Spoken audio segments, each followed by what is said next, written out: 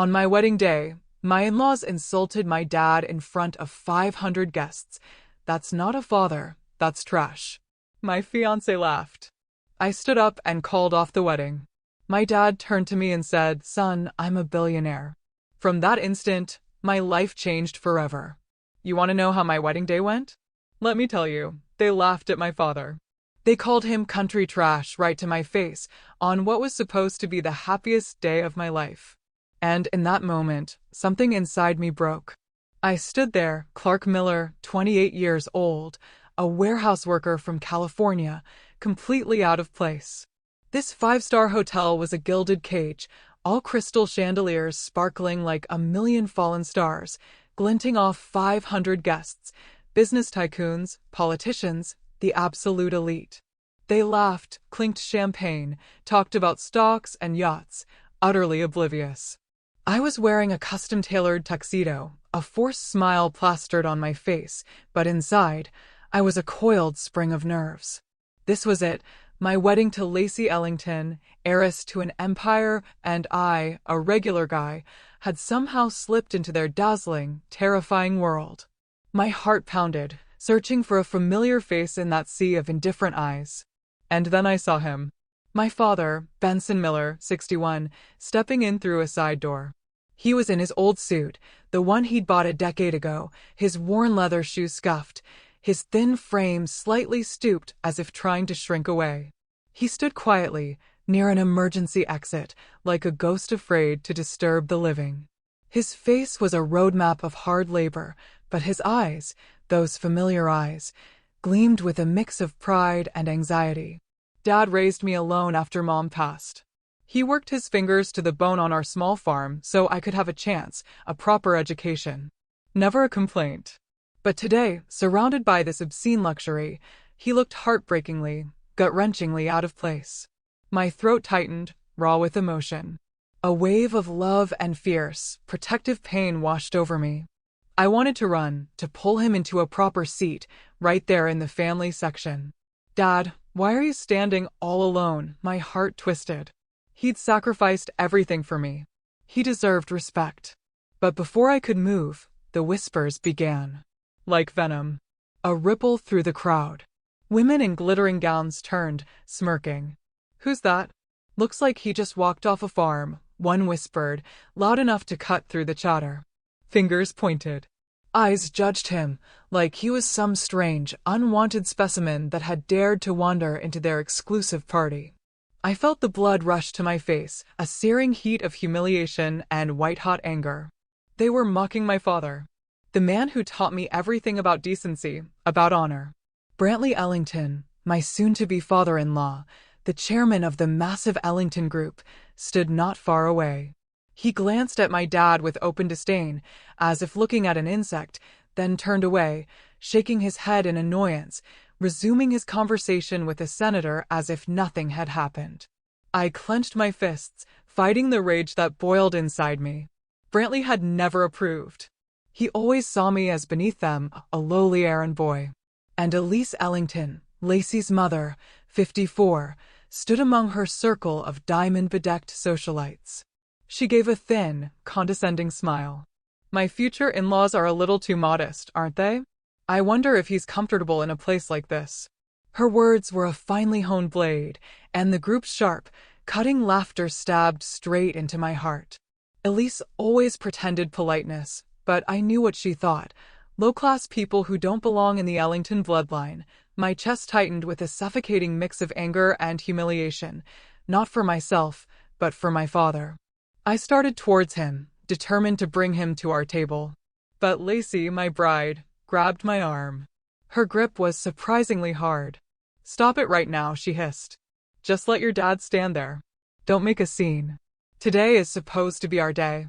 I looked at her, stunning in her white dress, but her eyes were cold, not a trace of empathy, not a hint of the girl I'd loved. I'd fallen for Lacey's strength, for the moments we shared, back when we were just college students. But now she seemed completely absorbed into her family's callous world. Across the room, my dad caught my eye. He gave a small, sad shake of his head, resigned. "Asterisk, it's okay, son. Don't make a fuss because of me. Asterisk, he forced a weak smile, trying to hide his pain. My throat closed up. Tears burned. My father had endured so much, and now he was still swallowing his pride for me. The ceremony continued in the grand hall. When it was time for the big family photos, I insisted. Dad, come stand with me, I said, my voice trembling with suppressed emotion. He hesitated, then walked up, his old shoes squeaking loudly on the polished wooden floor. The bride's family immediately recoiled, stepping back, leaning away as if my father carried some contagion. Lacey's younger brother, Marcos Ellington, a spoiled, arrogant viper, couldn't hold back. He sneered, loud enough for everyone to hear. Is that supposed to be a father? Looks more like a pile of country trash to me, and he's walking up here slow like a beggar. His voice dripped with contempt. The whole group erupted in thunderous laughter. Some even patted Marcos on the back like he'd told the joke of the century. And Lacey, she laughed too. Not once looking at my father, not once trying to stop it. She just laughed, as if it were all harmless fun. I saw my dad standing there, frozen amidst the roaring laughter, his eyes red, still forcing that strange, fragile smile, clinging to the last shred of his dignity. Something snapped. A primal, searing rage exploded through my chest. I threw the bridal bouquet to the floor. It crashed with a loud, echoing sound. I'm calling off the wedding. I shouted, loud enough for every single person in that hall to hear. The entire hall fell dead silent, then erupted into utter chaos. Whispers turned into a tidal wave of voices, every eye fixed on me, the madman who had just spoken those words. I stood there, breathing hard, but with no regrets. This was my limit. The Ellington family exploded like a bomb. Chairs scraped. Shouts and screams fused into a wave of fury. What is going on? Why is he calling off the wedding? Someone shrieked from the front row. Lacey, my almost wife, now my ex-fiancée, went white as a sheet. Then her face flushed crimson with pure rage. She whipped around to face me, eyes blazing, and slapped me hard across the face. The crack echoed through the room, a burning sting that left my cheek numb. Are you insane, Clark? She shrieked, her voice shrill, as if I had committed the ultimate crime. You dare cancel our wedding in front of everyone.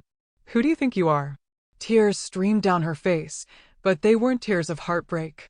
They were tears of humiliation, of her perfect plan collapsing. I didn't flinch. I just looked straight into her eyes. Lacey had once been my love, but now she looked like a stranger, fully part of a world I never truly belonged to. Brantley turned on me, his face purple with shame and fury. He roared, his voice booming like thunder.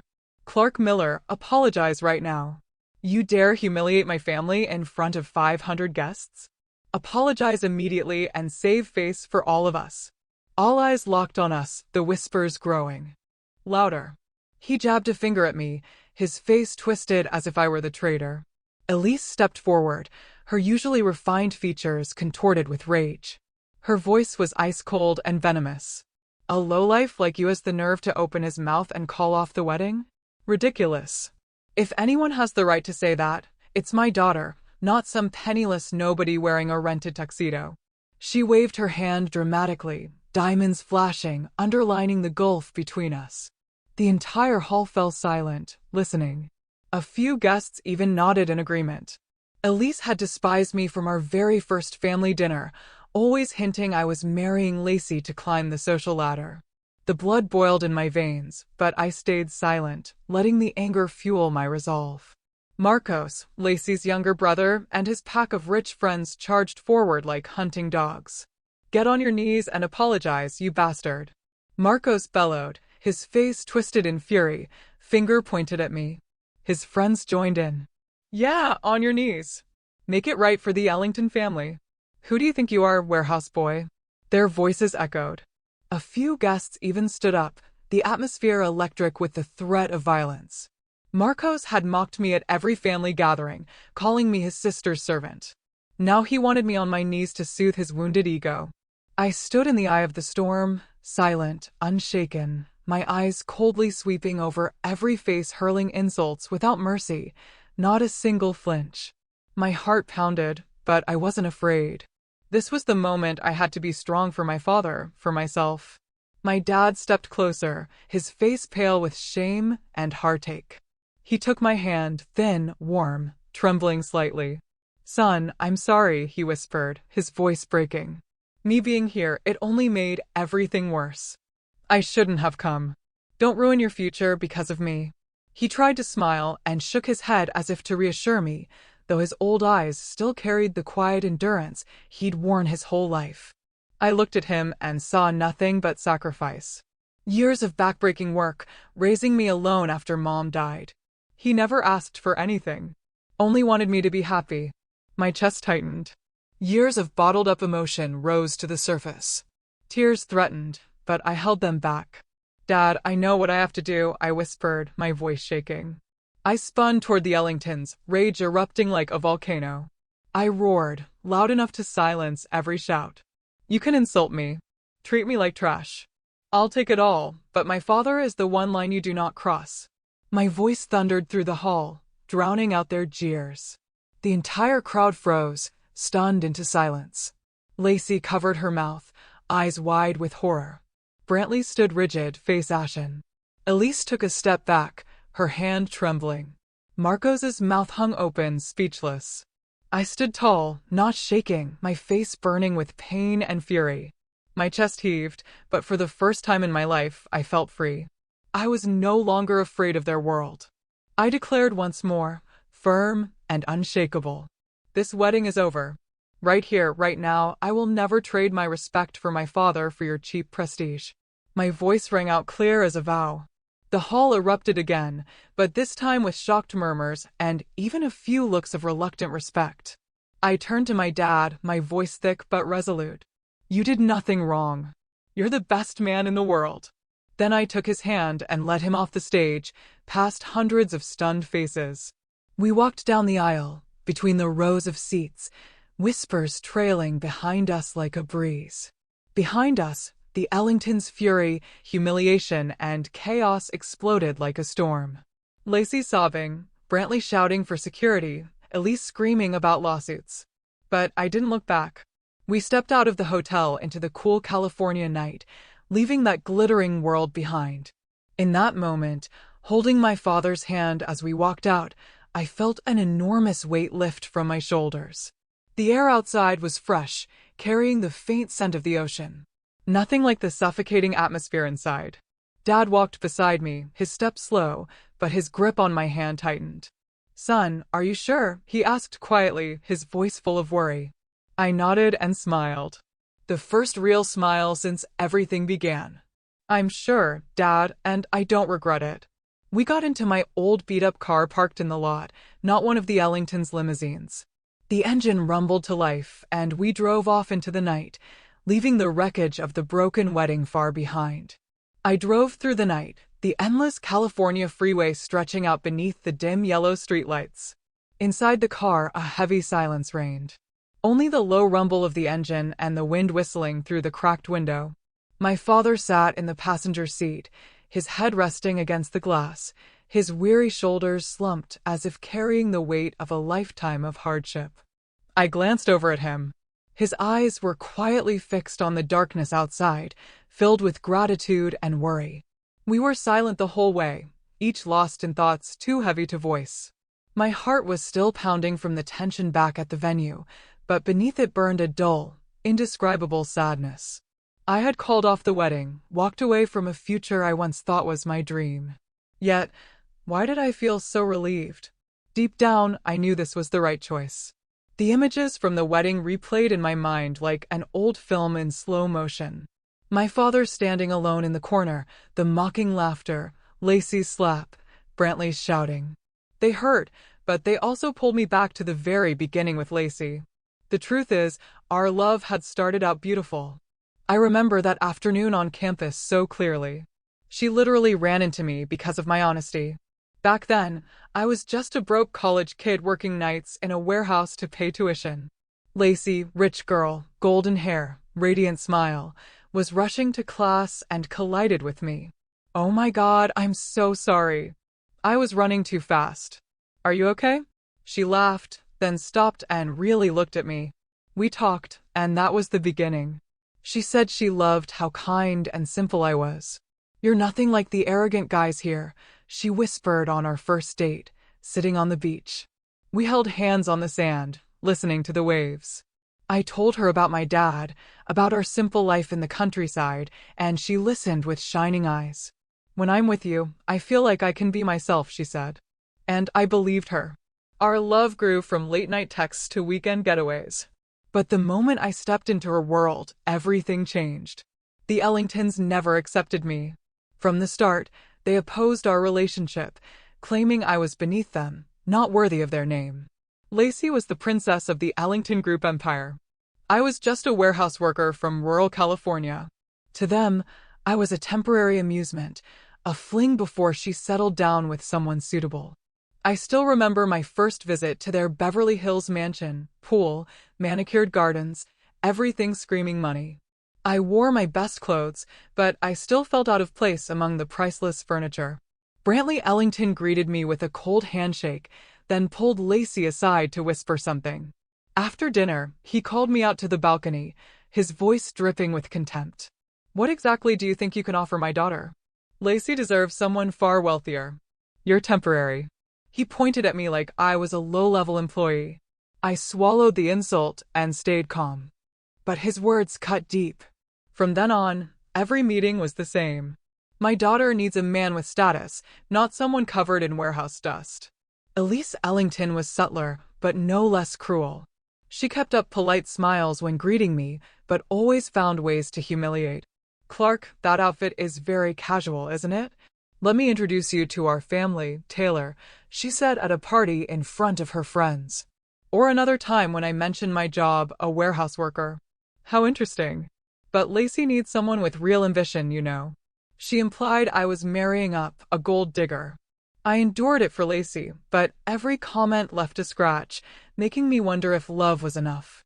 They even presented me with a thick prenuptial agreement to protect their assets. It was a stormy evening in Brantley's lawyer's office. The black leather folder on the table was full of complicated clauses. I would have no claim to any Ellington property. If we divorced, I'd leave with nothing. "It's just standard procedure," Clark, Lacey said, avoiding my eyes. Brantley sat there, his voice cold. "Sign it. Prove you love my daughter for herself, not her money." I felt humiliated, like they saw me as a thief. My hand shook as I held the pen, but I signed, thinking love would make it worth it. Now behind the wheel, I realized that was my first mistake. They never trusted me. And Lacey, she didn't either. Lacey had been so confident, certain that with her family's power and my soft heart, she could mold me into what they wanted.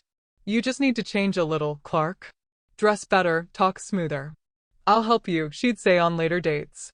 She dragged me to high society parties, taught me how to hold a wine glass, how to greet people. I tried for her, but deep down I felt myself disappearing. She was sure I'd eventually accept my place, a dependent husband living within the boundaries she set. "Don't worry, my parents are tough, but once you adjust a bit, they'll come around." She'd smile, hugging me. But that arrogance, that blind certainty, helped turn today's wedding into a disaster. She never imagined I had limits, that my father was untouchable. Now driving down familiar roads, I wonder, does she regret it? Or is she just upset about the public humiliation? Behind the wheel, even with a heavy heart, I felt no regret. I knew I did the right thing, the thing a decent man can never back down from. Calling off the wedding meant losing a life of wealth, but keeping my self-respect and my love for my father, that is what truly matters. I glance at Dad again. He's resting his head against the window, shoulders tired, but eyes quietly filled with gratitude. He doesn't speak, but that look says everything. "Thank you, son, for choosing me." Warmth fills my chest, and I'm more certain than ever that today's choice was the only one I could have made. We've been through so much together. Mom's death, years of poverty, and now this storm. My father is my rock, and I will never let anyone hurt him again. The car speeds through the night, leaving behind the glittering lights of the ruined wedding and the life I never truly belonged to. The road home to Dad is getting closer. Small houses appearing under the moonlight. I remember the last time I was here before the wedding when he asked, "Are you happy, son?" I nodded then. But now I know what real happiness is. It's not mansions or luxury cars. It's this moment beside my father, free from fake chains. The car rolled to a stop in front of the familiar little house where my father had lived alone for so many years. It was an old wooden cottage with a patched-up shingle roof, a faded white picket fence, and a neat vegetable garden in the backyard. Warm yellow light spilled from the windows, greeting us like an embrace.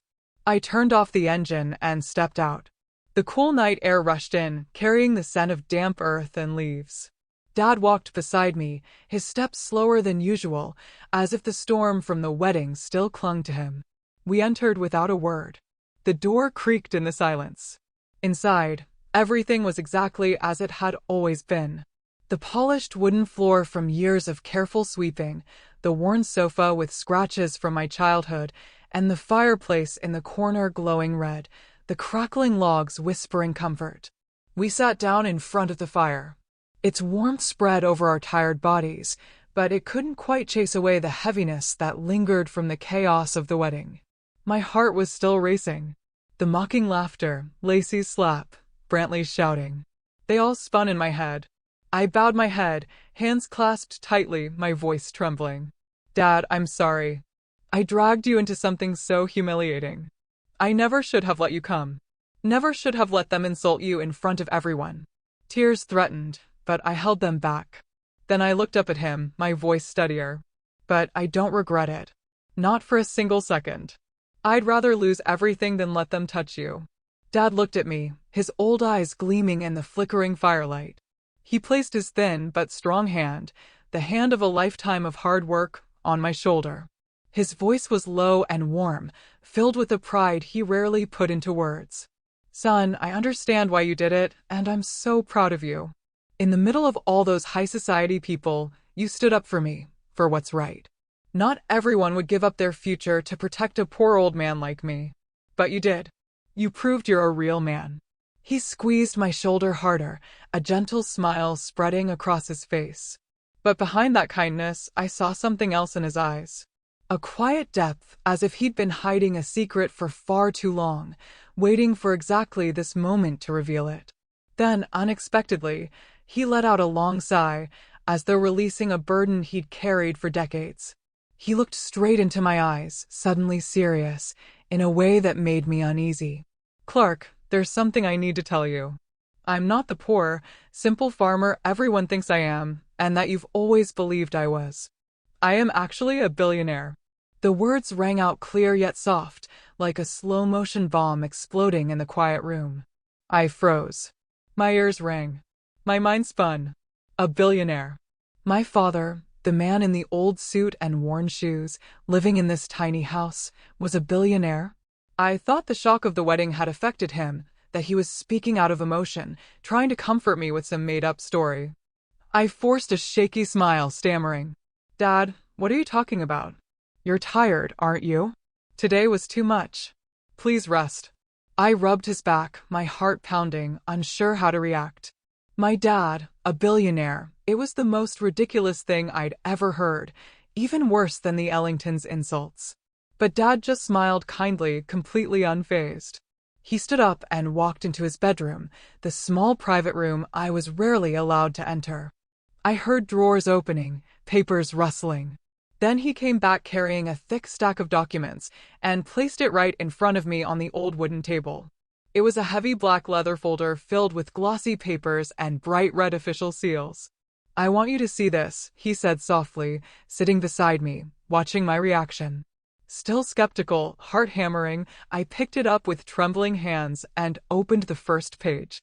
It was a share certificate from a major tech company, worth millions of dollars. I turned the page. My eyes widened. International investment reports, bank. Statements with 9-figure balances, property deeds, beachfront mansions, luxury apartments in New York, even a small private island in the Caribbean. Every document bore my father's name, Benson Miller, stamped clearly by legal authorities. My hands shook harder with every page. I was speechless, stunned. The simple father who taught me to save every penny, who showed up to my wedding in worn-out shoes, was behind a fortune this massive? My head spun. The familiar world I knew had just flipped upside down in minutes. Dad, what is all this? How? I stood up abruptly, barely able to form a sentence, my voice cracking as the ground seemed to crumble beneath me. Dad watched my reaction, a gentle smile on his lips, but eyes deep with meaning, as if he'd been waiting years for this moment. He tilted his head and asked lightly, "So, you don't think your old man is just a crazy, clueless farmer anymore, do you?" There was humor in his voice, but it carried profound weight. I stared at him, mouth open, lost for words. My father, a billionaire. The thought kept repeating, making me dizzy. He gestured for me to breathe, to calm down before emotion swept me away completely. Then he pulled his chair closer and placed a steady hand on my shoulder, anchoring me to reality. "Sit down, son," he said, slow and firm. "From now on, I'm going to tell you everything from the very beginning. About your mother, about the real inheritance she left behind, and about why I've had to hide it all these years." The firelight danced across his weathered face, highlighting the deep lines of a lifetime of endurance and sacrifice. My heart pounded. I felt as though I were about to step into an entirely new chapter of my life, one I never knew existed. All these years, I thought I knew everything about my father, the simple, frugal man who always taught me that life is about hard work and loving your family. Now everything had turned upside down. I took a deep breath, trying to steady myself. "Dad, tell me. I'm ready to listen." He nodded, eyes drifting to the fire as if flipping through yellowed pages of memory. His voice was slow, low, and rich with emotion, like a river flowing through the ups and downs of a lifetime. "It all started when your mother passed away," he began, his voice trembling slightly. "You were only 3, Clark. Your mom, Evelyn, died in a car accident. One rainy afternoon, she was driving home from the market and never came back." He paused, his eyes reddened. I could see the old pain still lived there, even after more than 2 decades. My memories of Mom are faint, a gentle woman with long brown hair who used to sing me to sleep, but they feel like faded photographs in a family album. Dad looked down at his hands. "I was destroyed, son. Those first nights after she was gone, I couldn't sleep. I just lay there staring at the ceiling, feeling like my life had ended with her." He looked up at me, his eyes softening.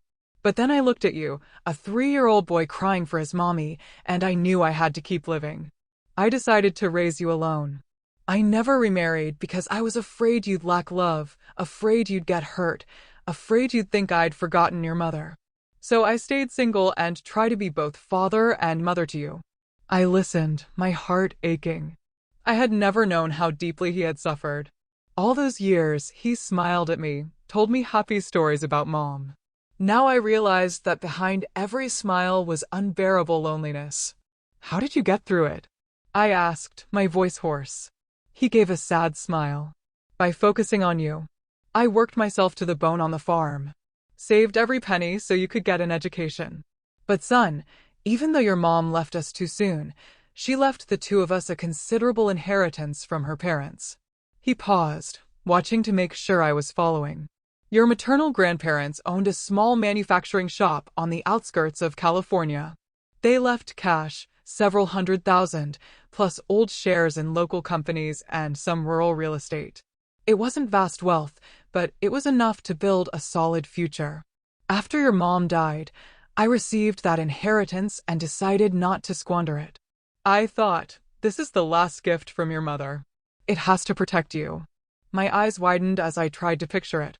We had always lived frugally, eating homegrown vegetables, wearing second-hand clothes, driving that beat-up old truck. I never dared imagine that my mother had actually left behind a significant fortune. "So, what did you do with the money?" I asked, curiosity burning. Dad sighed, a nostalgic glint in his eyes. "In the years that followed, I quietly taught myself how to invest. Son, from the modest amount your mom left, I decided to do something long-term. I went to the library and borrowed finance books, *The Intelligent Investor*, Rich dad, poor dad, and stayed up late studying every night after you were asleep. I had no one to ask for advice. I just figured it out, page by page. He leaned toward me, his voice growing more animated. I started buying tech stocks when almost no one believed in them. Apple when they were still struggling. Microsoft in its early days. Then I quietly bought up cheap land in the suburbs that nobody else wanted, holding it and waiting. I even put money into small startup funds, young tech companies I believed would explode in the future. It was all a gamble, but I had faith. He told the story in detail, his eyes shining as if reliving those days. I pictured him at the old desk lamp, notebooks filled with scribbles, and an ancient computer. Sometimes I made huge gains, he smiled. Like when tech stocks boomed in the 2000s, my account skyrocketed in just months, from hundreds of thousands to millions. I remember waking up one morning, checking the balance, and nearly falling over. I thought I did it. But life isn't always smooth. There were times I lost heavily. Almost half of everything I'd built. Like during the crash, I poured money into new internet companies thinking they'd change the world. Then the bubble burst and stocks crashed. I lost hundreds of thousands, left with barely enough to start over. Those nights I sat alone, wondering if I'd been too reckless. I listened on the edge of my seat like it was a movie. How did you feel then? I whispered, my hands clenched. Dad shook his head with a sad smile. It hurt, son. I thought of you, of our future, and I was terrified of losing everything. He paused, then continued, his voice slow but resolute. But those failures made me more careful. I studied finance even deeper, reading the Wall Street Journal every day, following economic news, even quietly joining online forums to learn from others. I stayed up all night researching markets, analyzing charts, learning about risk, and protecting capital. Finally, after decades of patience and steady steps, his wealth grew exponentially, from millions to tens of millions, then hundreds of millions. And now my father's total net worth exceeded $1 billion. I sat frozen, trying to process it. Dad, the man in old shirts driving a rusty truck, was a billionaire. Why did you hide this from me, Dad? I asked, my voice shaking. He looked at me for a long moment, then spoke slowly, his voice deep and heavy with meaning. I hid it because I wanted you to grow up normal, Clark. I deliberately lived like a poor man, old clothes, old car, no showing off, so money wouldn't corrupt you. I've seen too many rich kids ruined by excess, and I was terrified you'd become like that. I only wanted you to keep your kindness, honesty, and love for family. He placed his calloused hand on mine, squeezing gently to emphasize every word. If you had known I was rich, you might have grown dependent or arrogant. And I didn't want to lose you to the corruption of money. I wanted you to grow up on your own strength, exactly as I taught you when you were little. His words struck my heart. I remembered his lessons. Money comes and goes, son, but character lasts forever. Now I understood why he was so strict about money, why we lived simply. It wasn't poverty. It was a life lesson. He continued, his voice thick with emotion. And today, watching you stand up for me in front of all those high society people, I knew my son had grown exactly as I hoped. You kept your good heart despite every temptation, fame, money from the Ellingtons. That moment made me decide to reveal everything.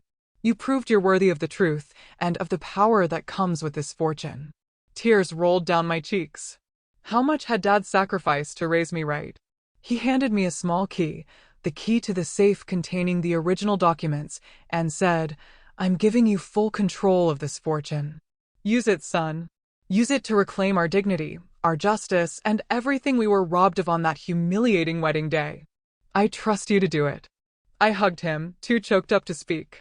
That night, my world changed forever. I was no longer just Clark, the warehouse worker. I was the heir to a hidden empire with a mission to make those who humiliated us pay. By the way, if you're still with me on this unbelievable journey, do me a huge favor and hit that subscribe button.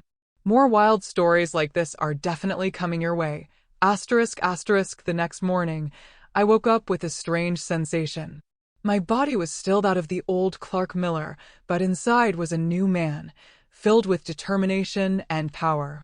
My father's little house was no longer just a humble refuge. It had become the secret headquarters for our plan. We sat around the old wooden kitchen table, steam rising from cups of strong black coffee, and began mapping everything out. Dad, with decades of investment experience, guided me step by step. "We can't show our hand yet," he said, his voice calm but razor-sharp. "We have to stay quiet, son. Set up an anonymous investment fund. No trace of our identities." I nodded, my heart racing with excitement. We immediately created the fund, named Miller Holdings LLC, but registered it through shell companies in Delaware, where the law protects owner anonymity.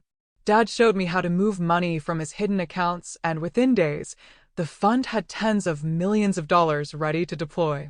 We began quietly buying up Ellington Group shares from disgruntled minority shareholders. I still remember those first calls.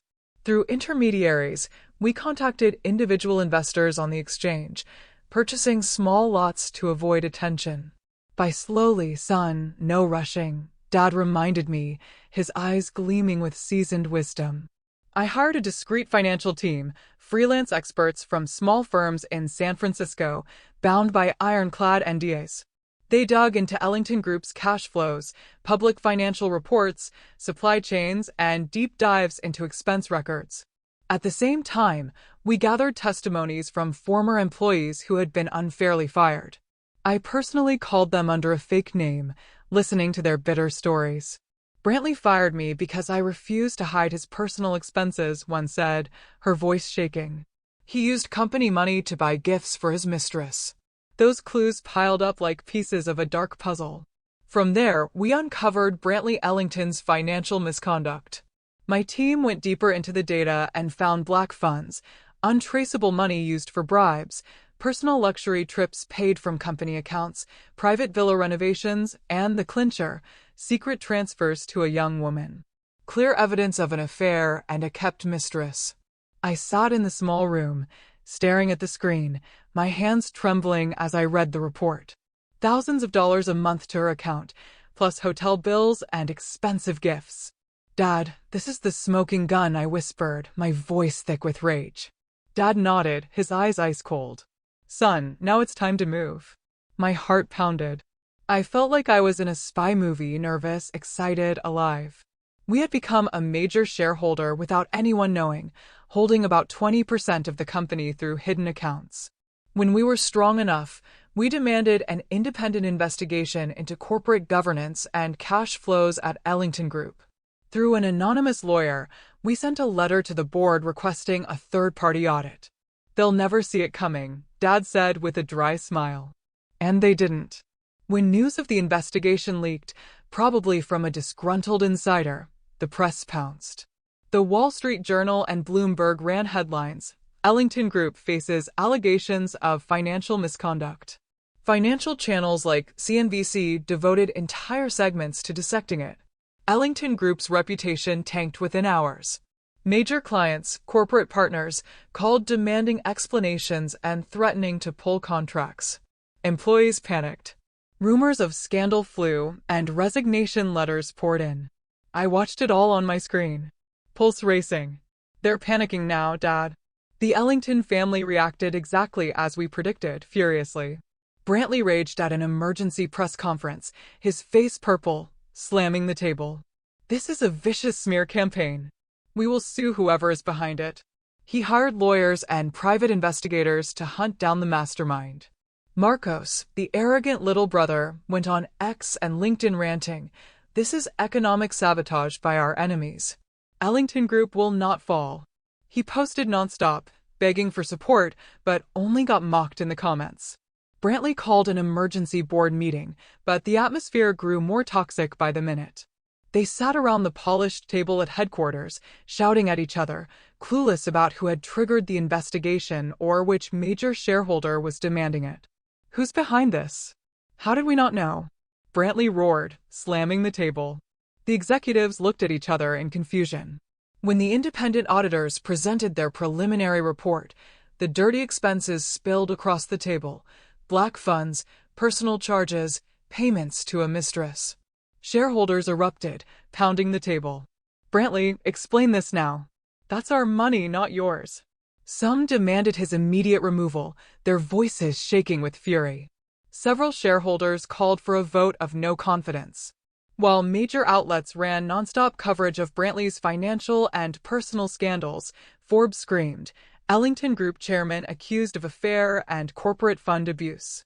Elise and Lacey barricaded themselves in the mansion, too ashamed to leave as paparazzi camped outside the gates, shouting questions. Ellington Group stock plummeted over 3 straight days.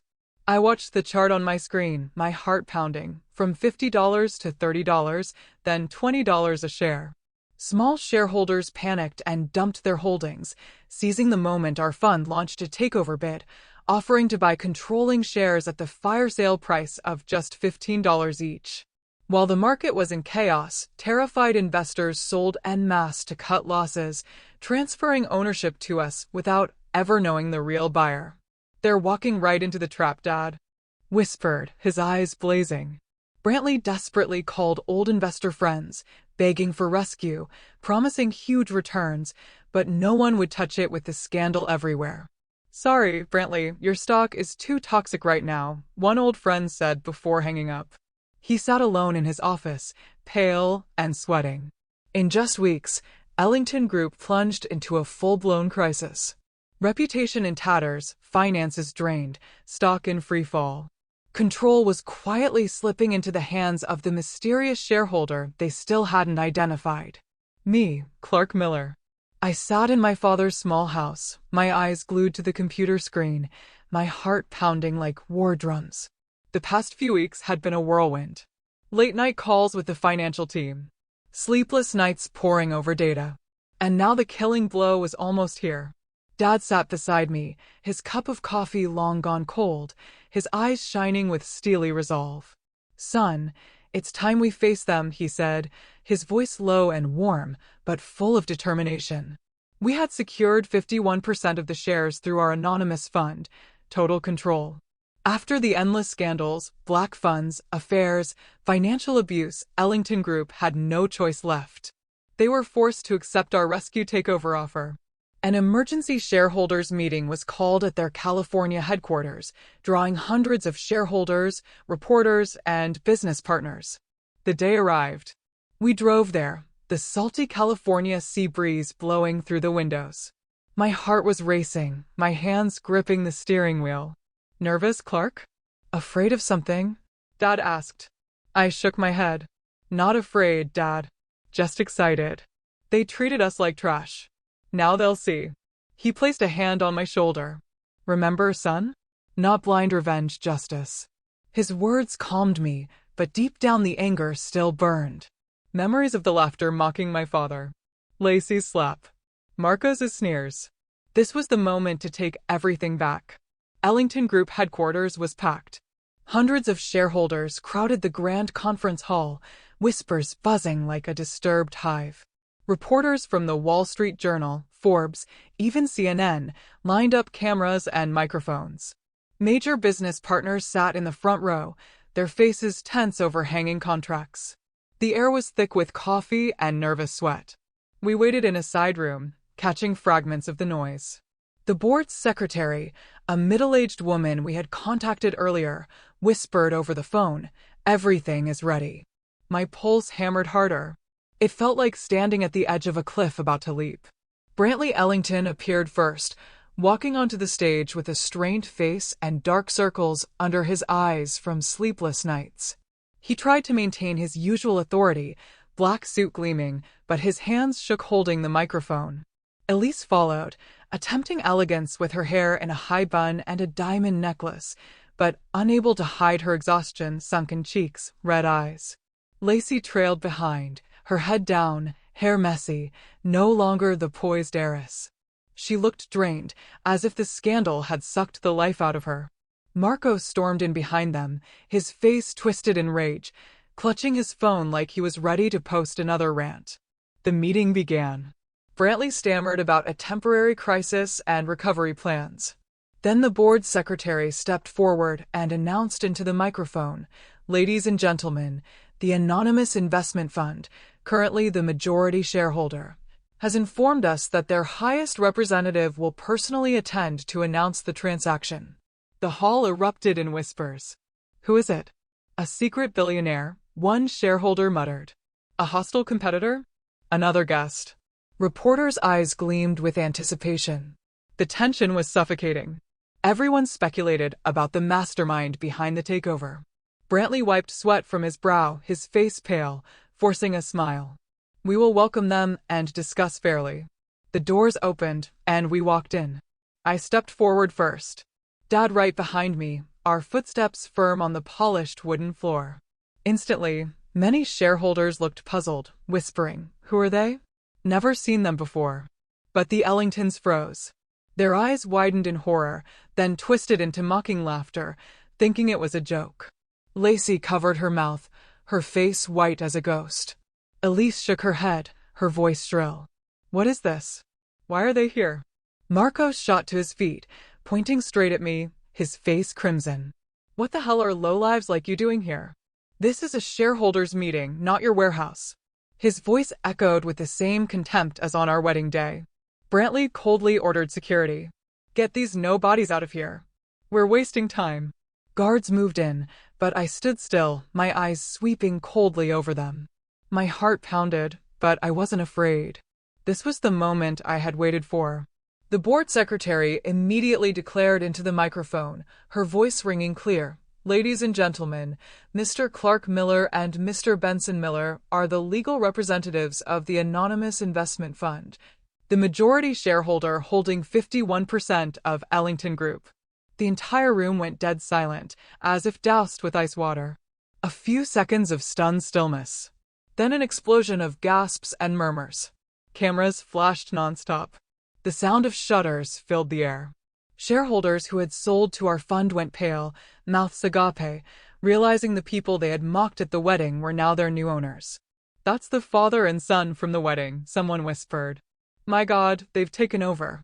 I stood there, staring straight into Brantley's eyes, a wave of satisfaction surging through me. Brantley turned ashen, losing control and shouting in denial, impossible. This is a conspiracy, a fraud. I'll see you both. His voice cracked, his face contorted. Elise staggered as if about to faint, clutching a chair, her eyes glazed with shock. Lacey covered her mouth, tears streaming, unable to believe it. Clark, how could you? You were behind all of this. Marcos charged at me, his fists raised, roaring, You betrayed our family. You dared humiliate us in front of the world, you bastard. Security grabbed him and dragged him back, turning the hall into chaos. Shouting, chairs scraping, reporters shoving for photos. I calmly stepped onto the stage, my voice firm. Our fund has completed the acquisition of the majority stake. As of today, operational control passes to me. I presented the facts briefly, how we had saved the company from collapse, our recovery plan. Many shareholders stood and applauded, nodding in approval. One even shouted in support. Reporters filmed nonstop, capturing this historic moment. Brantley made one last desperate stand, his face purple, his finger jabbing at me. You manipulated everything. You destroyed my company. This is a crime. But I only smiled coldly and laid out the evidence. Black funds. Payments to his mistress. Irrefutable proof. This is what you did, Brantley. I didn't destroy anything. You dug your own grave. The hall erupted in outrage. Strip him of power. He can't lead another second. The meeting ended in pandemonium. The Ellingtons were stripped of all authority. Brantley dragged off the stage amid jeers, Elise sobbing, Lacey collapsing into a chair. Marcos restrained by security.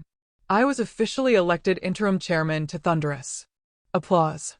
Clark and Benson Miller walked out of the hall under a storm of camera flashes, now the undisputed new owners of the empire that once humiliated them. In that moment, with flashes lighting up my face, I felt every burden lift from my shoulders. Dad took my hand, smiling with pride.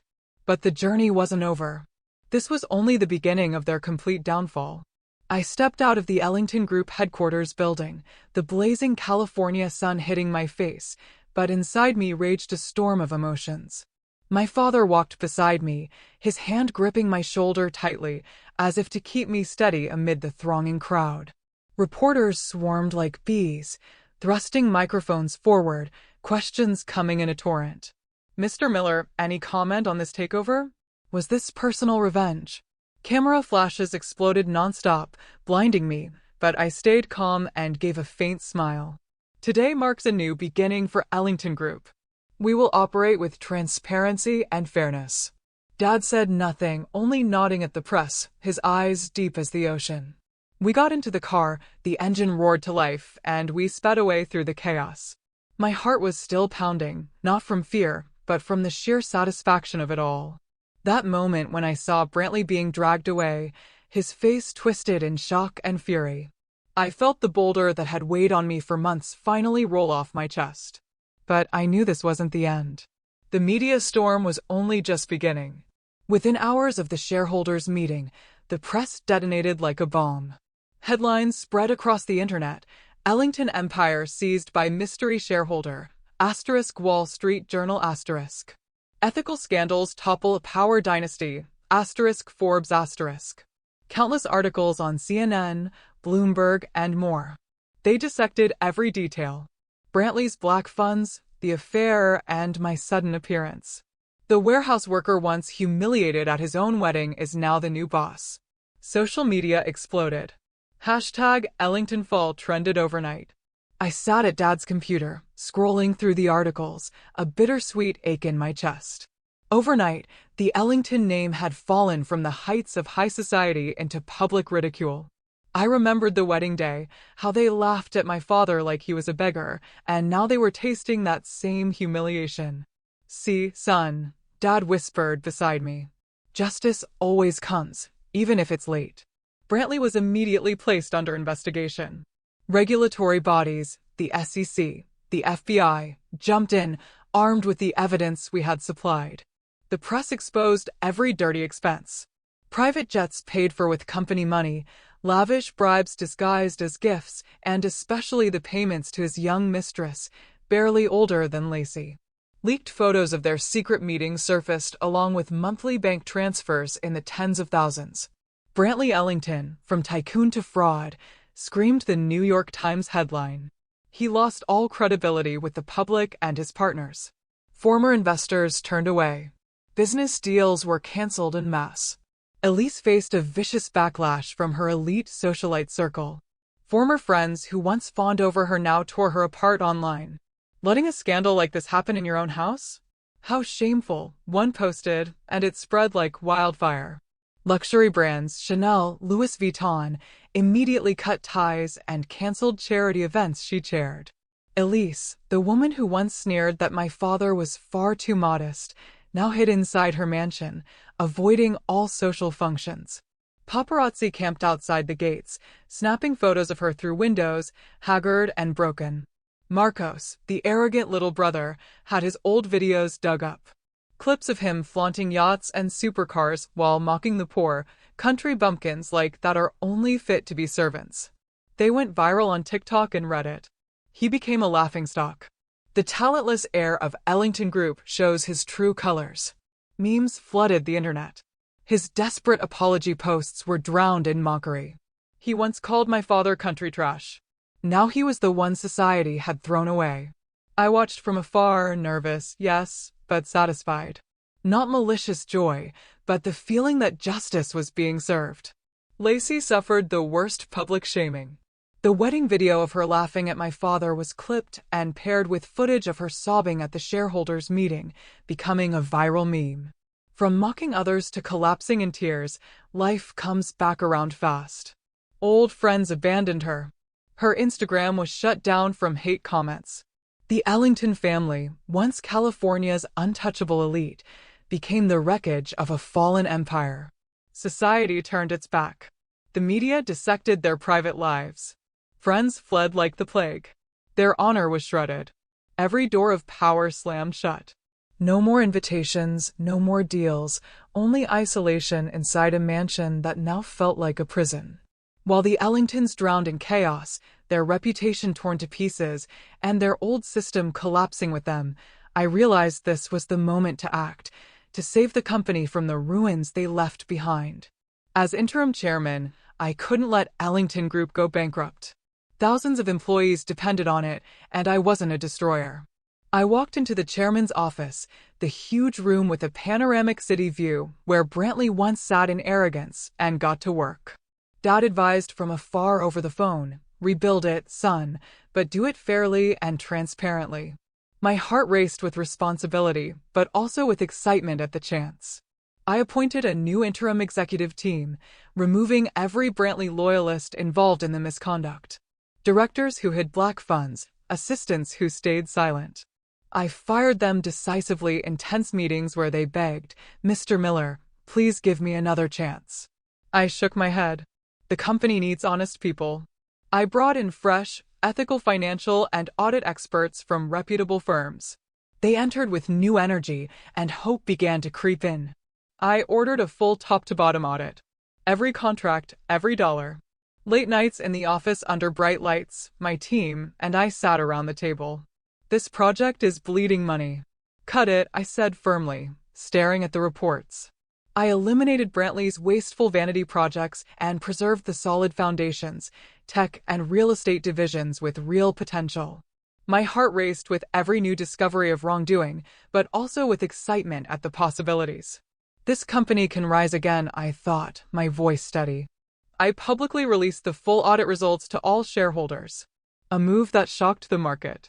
Instead of hiding like Brantley, I held a press conference and stood at the microphone. "We are committed to transparency.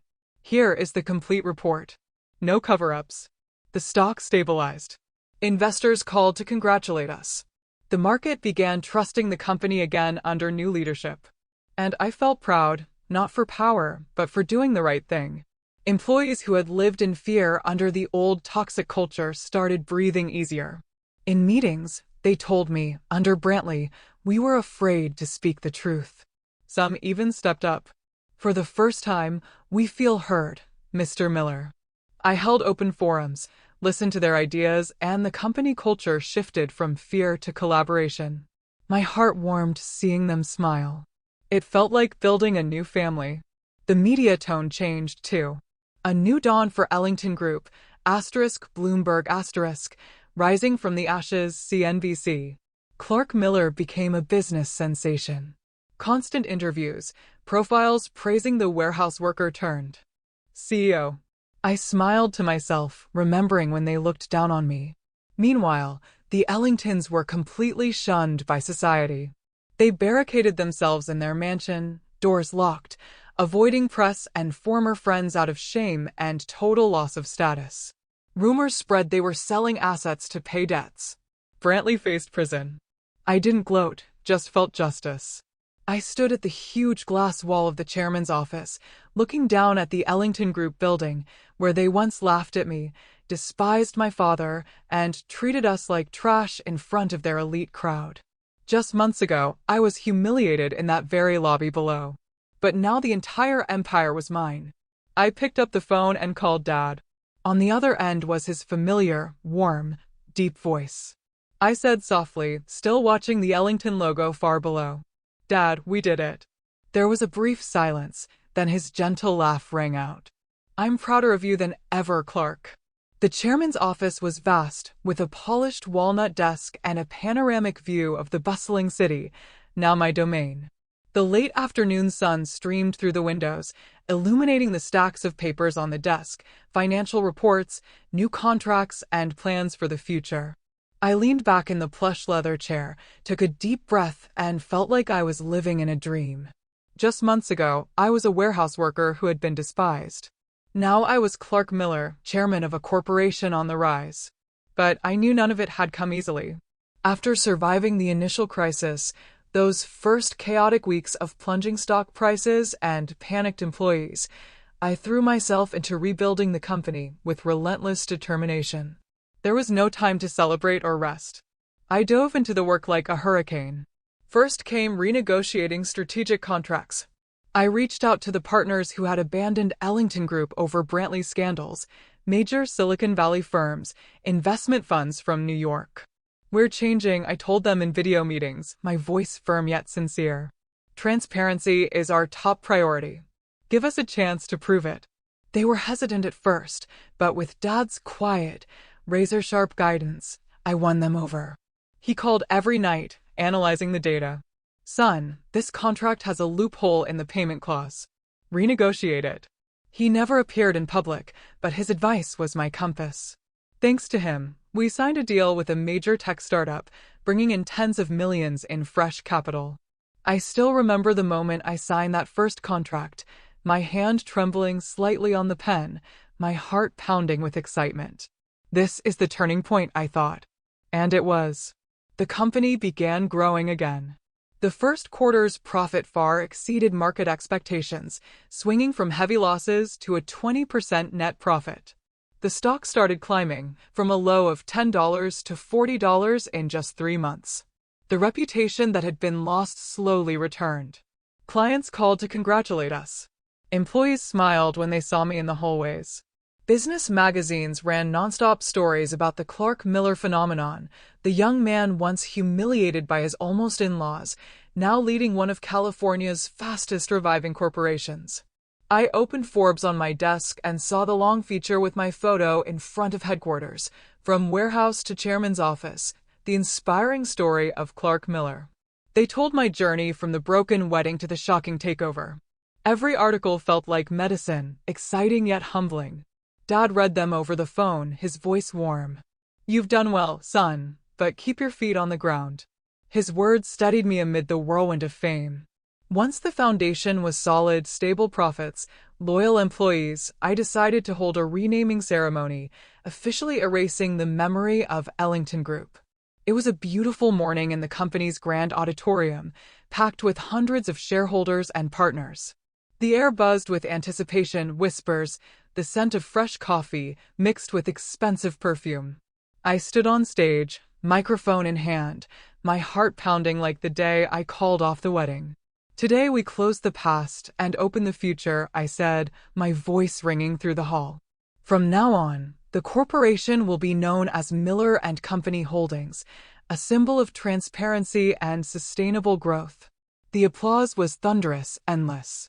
I looked down at the front row and saw Dad standing there, quietly watching his son put the final period on the empire that once humiliated him. His eyes glistened with tears, but they shone with pride, the old eyes now sparkling like stars. He said nothing, only nodded slightly. But that nod carried a lifetime of sacrifice. I choked up, nearly tearing up on stage. Thank you, Dad, I whispered in my heart. The ceremony ended in tears. After the renaming, Dad and I moved to a lakeside villa, one of his anonymous properties on the outskirts of California, surrounded by shimmering water and lush forest. For the first time, we had true peace. Mornings we fished by the lake, the gentle lapping of water, the smell of damp earth. Dad taught me how to bait the hook.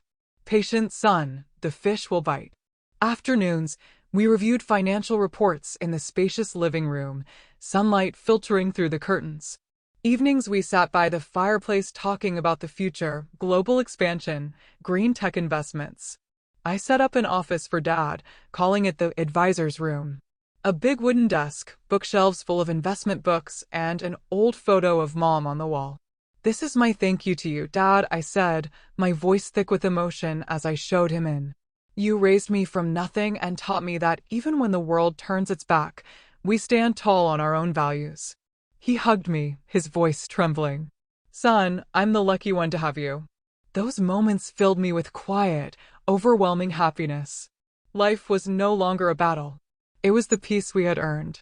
One peaceful afternoon, as I stood on the balcony, watching the lake glitter under golden sunlight, the villa gates suddenly creaked open. The sound pulled me from my thoughts. I turned and my heart clenched. Lacey stood there, her face gaunt, hair uncombed and messy, eyes red from sleepless nights. She no longer looked like the heiress of old. No glamorous dresses, no sparkling jewelry, just a broken woman in an old shirt and worn jeans, her hands trembling on her bag. She walked slowly toward me, looking so defeated it caught me off guard. Clark, Please let me see you one last time, she whispered, her voice breaking, as if expecting me to send her away. My heart raced, a flood of old emotions rising, not anger, but a mix of memories. Lacey, the woman I once loved deeply, now stood before me like a ghost from the past. I stepped out to the gate, not angry, not hurt, just calm, like facing a familiar stranger. The lake breeze carried the cool scent of water, but the air between us was heavy. Lacey broke down the moment our eyes met, tears streaming down her hollow cheeks. Clark, I've lost everything. Reputation, friends, status, all gone after the scandal. My family is destroyed. Dad is facing prison. Mom won't leave the house, and I can't sleep because that moment haunts me every night. She paused, her breath shaking. The moment I laughed at your father at our wedding. I don't know why I was so blind. Now when I think about it, I just want to disappear from shame. I'm truly sorry. I can't sleep from the guilt. Her voice cracked, her eyes swollen. I'm sorry, Clark. Not because I expect forgiveness or want you back. I know I have no right. I just needed to say it so I can breathe again. The guilt is eating me alive day after day. I looked at her for a long time, taking in every detail. Puffy eyes, ashen skin, trembling hands. My heart ached. I once dreamed of a life with her, beach dates, kisses under the moon. But then I remembered the wedding. Her careless smile when Marcos mocked my dad. The way she held my arm to stop me from making a scene. The pain was still there, but no longer sharp, just a healed scar. I took a deep breath and spoke gently. Lacey, some things don't need revenge. They just need letting go. I've let go, and you should too. I wish you a new life, one you truly belong to. She collapsed, sobbing into her hands in front of the lakeside gate, her cries echoing in the evening breeze. I turned and walked back inside the villa without looking back, heart heavy yet light. That was our final encounter, a closing of the old chapter. Dad stood inside behind the large glass doors overlooking the lake. He had watched the entire conversation, but said nothing, no interference, no judgment. When I stepped in, he walked over and simply placed a warm hand on my shoulder, one gentle touch, but it carried pride, understanding, and the shared relief that we had finally escaped the shadows of the past. Dad and I walked out to the porch and sat by the water's edge. The lake shimmered in the orange-gold sunset. We didn't need words. The silence said everything. The evening breeze swept across the lake, carrying away the last echoes of that encounter. And in that moment, I knew from here, a truly new life for father and son had begun. Just a few months ago, I was still Clark Miller, the ordinary warehouse worker, humiliated in front of 500 elite guests. Now I am the chairman of Miller and Company Holdings, a corporation rising from the ashes. Yet, as I sit beside my father watching the sunset, I realize that all these changes are only surface level. After everything, I have learned the deepest lesson of all. True wealth is not measured by money or power, but by the people who still stand beside you when you have nothing. On the day the wedding collapsed, when everything fell apart before my eyes, I had only one person left, my father. And that was enough for me to stand up, enough to fight, and enough to win. Dad was never rich in the conventional sense. He was rich in love, rich in quiet sacrifice. During those hard, poor years in our little wooden house, he never let me feel lacking. He taught me that a simple meal shared together is worth more than 1,000 banquets. And now when we have everything, I treasure that lesson even more. I understand that filial piety is not pretty words. It is daring to stand up when your parent is insulted. Daring to choose what is right, even if it costs you fame, love, or your entire future. That day at the wedding, when Marcos called my father country trash, when Lacey laughed along and did nothing to stop it, I chose my father over a fake marriage. I remember the moment clearly. My heart clenched, rage exploded like fire. I threw the bouquet to the floor, shouted that the wedding was off, and walked out of the hall with my dad. Everyone thought I was insane, but I knew it was the right choice. Filial piety is not kneeling and begging forgiveness for those who insult your parent. It is protecting your family at any cost. Dad sacrificed his whole life for me, raising me alone after Mom died. working himself to the bone so I could study, teaching me to be a decent person. He never asked for anything, only wanted me to be happy. And in that moment, I repaid him by choosing him over the cheap prestige of the Ellingtons. Now sitting by the lake, I think back to those long nights after the wedding, driving home with Dad in heavy silence, yet filled with resolve. I don't regret it, I told him, and he just nodded, his eyes shining with gratitude. That lesson is carved into my heart. Filial piety is action, not empty words. It demands courage, and sometimes everything must be sacrificed. But the reward is peace. Like this moment beside Dad, with no regrets. The greatest lesson I learned is this: choose someone who respects your parents, because a person who doesn't respect your family will sooner or later stop respecting you. Lacey never truly respected my father. She saw him as an obstacle in her high society world. She held my arm and told me not to make a scene when he was insulted because she feared embarrassment. That wasn't love. It was selfishness. If she couldn't respect where I came from, she would eventually have despised who I am. I don't hate Lacey. I only feel sorry for someone who lost herself to her family's arrogance. There is no hatred left in me, only the understanding that forgiveness is also a form of victory.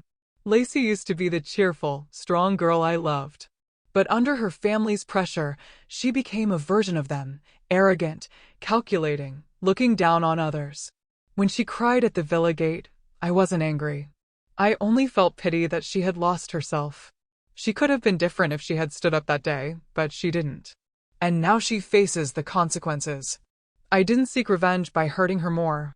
I let go and wished her a new life. That is mercy, and it makes me stronger. Hatred only chains us to the past. Forgiveness frees us to live. Dad taught me that, son, forgiveness isn't weakness, it's strength. And he was right. After that meeting, I felt lighter, as if the final burden had fallen away. For me, success isn't becoming CEO or owning a corporation. It's keeping my decent heart even when I hold the power to crush others. I have that power. I could have sued the Ellingtons further, exposed more scandals. But I chose not to. I chose to build, save the company, protect jobs, be transparent with shareholders. Success is looking in the mirror and still seeing the kind Clark, uncorrupted by power. Dad reminds me, son, power is a double-edged sword, and I keep that blade sharp for good. I understand that the greatest revenge is not making others suffer. It is building a life so happy that they have to lower their eyes whenever your name is mentioned. I don't need to see the Ellingtons in pain to feel satisfied. I only need to live well beside my father, running a successful company, and let them hear the name Miller and Company and regret. That is the most refined revenge. The months with Dad in the lakeside villa have shown me that the most precious thing I gained wasn't the corporation or the wealth. It was the quiet moments we share at dinner. Simple meals of homegrown vegetables and lake-caught fish, filled with laughter. Simple, but far better than any fancy banquet, Dad says, and I laugh out loud. Finally, my advice to anyone: don't fear losing what was never yours. The thing to fear most is losing your self-respect while clinging to what you don't deserve. I stand on the porch watching the sunset reflected on the lake, feeling every loss, every battle, every scar. And I know my journey didn't end with revenge. It began with a new life, free and no longer shadowed by anyone else's darkness. So, I have to ask you, what would you have done in my shoes? Would you have walked away from everything for your family, or clung to a life that wasn't truly yours? Let me know in the comments below. I really want to hear your thoughts.